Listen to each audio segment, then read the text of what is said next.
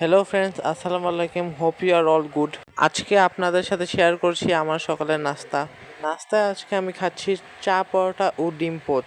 চা পরোটা হচ্ছে আমার নানির বাড়ি সিলেটের ঐতিহ্যবাহী নাস্তা। চা পরোটা আমার ফেভারিট। আপনাদের কেমন লাগে জানাবেন। বাই দ্য ওয়ে, আমি সাথে কলা ও সমোচাও রাখছিলাম। আপনারা ভাবতে পারেন সকালবেলা সমোচা কে খায়। এদিন আমি ঘুম থেকে দেরি করে উঠছিলাম।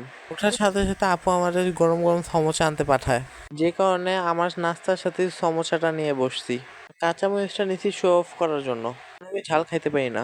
যাই হোক, চা পরোটা আমার অনেক পছন্দের একটি নাস্তা। আমাদের ফ্যামিলিতে আম্মু আর আমি চা অনেক পছন্দ করি। আমার আব্বু খুব একটা খায় না চা। আর আমার আপুর নাকি চা খাইলে সারা রাত ঘুম আসে না। আপনাদের কার কার এরকম প্রবলেম হয় জানাবেন।